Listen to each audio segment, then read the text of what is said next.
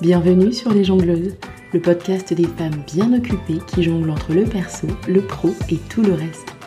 Ici, on s'intéresse à la balle la plus importante de votre jeu, on s'intéresse à vous. Il est temps de renouer avec votre vie intérieure et d'en faire votre outil le plus puissant pour créer la réalité de vos rêves. Et ici, je vous y accompagne en partageant avec vous mes ressources testées et approuvées. Je suis Ruth Manou, coach de vie certifiée, 2 fois maman et gardienne de cet espace.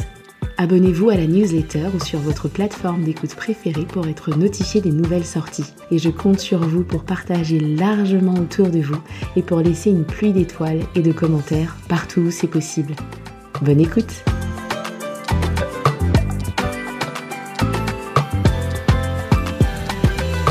Hello mes chères jongleuses, je vous espère en pleine forme et je suis ravie de vous retrouver aujourd'hui pour un épisode qui sera sans doute en 2 parties. On va parler croyances et pensées, et en particulier des croyances ou des modes de pensée qui peuvent parfois nous empêcher de progresser, de nous projeter sur le long terme ou encore de faire des projets qu'on a envie de commencer à construire. Les façons de penser que je vais vous présenter aujourd'hui, ce sont des obstacles qui se dépassent. Mais ils ont la vie dure parce qu'ils sont le signe soit d'habitudes qui sont vraiment fortement ancrées, en gros on a toujours fait comme ça, soit d'un manque d'espace mental pour envisager d'autres possibilités, ou encore d'un état de stress plus ou moins diffus, plus ou moins permanent, qui réduit l'horizon et nous empêche de penser large. Et ces pensées sont de vrais blocages parce qu'elles vous maintiennent dans un entre-deux hyper énergivore. Vous êtes coincé entre le désir de faire différemment et l'incapacité à vous mettre en mouvement pour aller vers ce que vous désirez. Et donc à chaque fois que vous allez y penser, vous allez vous sentir coupable, vous allez vous auto-flageller, vous allez vous sentir frustré, vous allez vous juger et ça va vous bouffer une énergie que vous pourriez plutôt employer à créer ce que vous désirez. Ça peut aussi vous générer une espèce de manque ou la sensation de ne pas être ou de ne pas faire assez. Et cerise sur le gâteau, si vous faites ça souvent, vous allez renforcer encore un peu plus l'histoire que vous vous racontez sur vous-même et vous allez en fait vous maintenir là-dedans. Mais, comme je vous disais, ça se dépasse. Et vous me connaissez maintenant, je vais vous livrer des antidotes pour dépasser ces modes de pensée. Sachant que le plus efficace, et j'en suis absolument convaincue, c'est de travailler à votre situation personnelle avec vos schémas de pensée spécifiques, en comprenant d'où ils viennent et en mettant progressivement autre chose à la place. Je suis d'autant plus convaincue que je le vois avec les personnes que j'accompagne. Du coup, si vous vous reconnaissez dans ces façons de penser, réservez votre appel découverte offert. C'est une discussion pendant laquelle on fait le bilan sur votre situation, on regarde où ces pensées peuvent éventuellement se manifester et on voit ensemble comment on pourrait travailler pour vous accompagner à atteindre vos objectifs et à dépasser ces pensées. Et je dis bien comment on pourrait travailler ensemble, car c'est vraiment un moment où vous, comme moi, on prend le temps d'évaluer si le fait de travailler ensemble vous serait bénéfique, et puis tout simplement si on en a envie. Le lien de réservation est dans les notes de l'épisode. Et c'est parti sans plus attendre pour la première pensée que j'ai repérée. Cette pensée ou cette façon de penser, elle va consister à attendre que les choses s'améliorent ou changent alors que vous ne changez ni vos pensées, ni même vos actions. En gros, vous allez vous dire « Oh, j'ai vraiment envie de changer mon organisation », mais vous ne prenez jamais le temps de vous pencher sur la question. Ou alors vous allez vous dire « Je vais investir dans telle ou telle formation » ou dans un coaching quand j'aurai mis de l'argent de côté. Sauf que vous n'avez jamais vraiment mis d'argent de côté et que vous ne faites rien pour. Et donc, ça va générer une espèce d'ambiance de regret un peu diffuse, comme ça, assez délétère. Et puis cette pensée, elle va aussi générer, comme je vous disais tout à l'heure, des petits influx d'énergie négative qui vont se manifester à chaque fois que vous allez y repenser. Ah oui, il fallait que je fasse ça et j'ai oublié. Et comme je vous disais tout à l'heure, ce n'est vraiment pas une énergie à perpétuer dans votre vie. L'antidote ici, c'est l'action. Vous allez vous mettre au défi de poser chaque jour une action en direction de votre objectif. Ça peut être très simple. Ça peut être une recherche Google, un coup de fil, un mail, un achat de matériel. Bref, des choses très simples, mais en tout cas des actions concrètes, petit à petit. C'est encore mieux si votre action est ciblée, anticipée et organisée. En gros, si vous détaillez par exemple votre grand objectif en petits pas simples et faciles à réaliser. C'est ce qu'on fait en coaching d'ailleurs. Parce que ça peut être compliqué et de casser le schéma répétitif et de planifier votre mise en action. Mais vous pouvez très bien démarrer les choses dans cette direction. Et si vous avez besoin d'une aide supplémentaire, vous savez où me trouver. La deuxième pensée, elle est assez perverse parce que c'est un peu une fausse amie. C'est une ennemie qui se déguise. Là, vous allez vous proposer de changer quelque chose dans votre vie ou de créer quelque chose.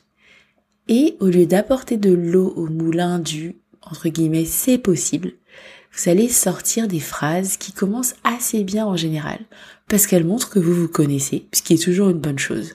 Sauf que là où ça se gâte, c'est que au lieu de faire référence à un attribut positif, vous allez sortir le pire truc sur vous-même par rapport à la situation. Par exemple, vous allez vous dire je travaille à améliorer mon organisation, mais bon, j'y crois pas trop, je suis un peu madame bordélique. Ou alors, j'ai toujours fait des tentatives et à chaque fois, ça échoue. Bon bah là, on va voir si cette fois-ci ça tient, mais bon. Bah et du coup non, je peux vous le dire, ça tiendra pas si vous partez comme ça. Parce qu'en fait, c'est quoi le projet? Est-ce que le projet, c'est renforcer cet attribut négatif ou de rééduquer votre cerveau à le casser et à créer autre chose à la place? Votre antidote, ici, il va se trouver dans vos pensées et dans vos paroles. À chaque fois que vous allez vous surprendre à ramener sur le devant de la scène vos attributs négatifs, vous allez vous forcer à faire un pas de côté. Vous n'allez pas faire un demi-tour complet parce que votre cerveau risque de freiner des 4 fers, mais vraiment juste un pas de côté. Plutôt que de dire je suis madame bordélique, vous allez proposer à votre cerveau des pensées neutres et factuelles du style en ce moment je travaille à, en ce moment je mets en place ceci ou cela. Voilà, des choses neutres et factuelles.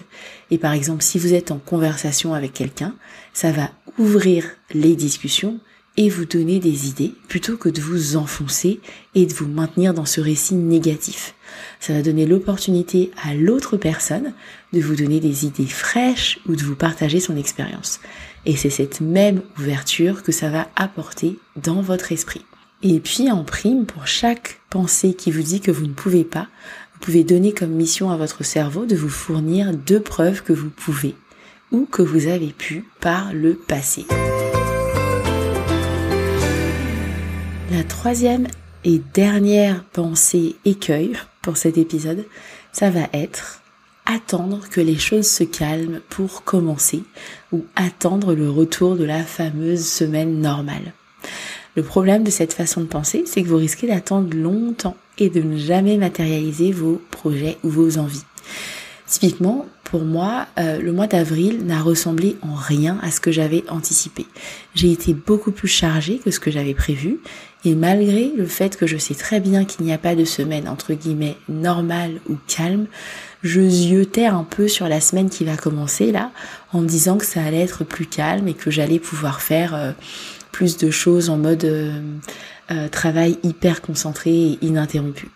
Sauf que la maîtresse de ma fille s'est retrouvée embêtée, elle manquait d'accompagnant pour une sortie scolaire et elle m'a demandé de venir en soutien. Donc pas toujours de semaine normale, entre guillemets. Et je trouve que c'est l'essence même de cette vie de jongleuse. Alors là, je m'estime chanceuse. Il se trouve que c'est un imprévu qui est plutôt très très chouette. Parfois ça ne l'est pas et malheureusement ça fait aussi partie du jeu. Mais là c'est plutôt cool. En tout cas, l'antidote à cette pensée attentiste, j'attends le retour de la semaine normale, ça va être le même que pour la première pensée. En gros, vous allez commencer doucement, vous allez commencer petit, vous allez commencer de façon brouillon s'il le faut, mais vous allez commencer, vous allez poser des petits pas après petits pas pour aller vers votre objectif. Il n'y a pas de semaine normale.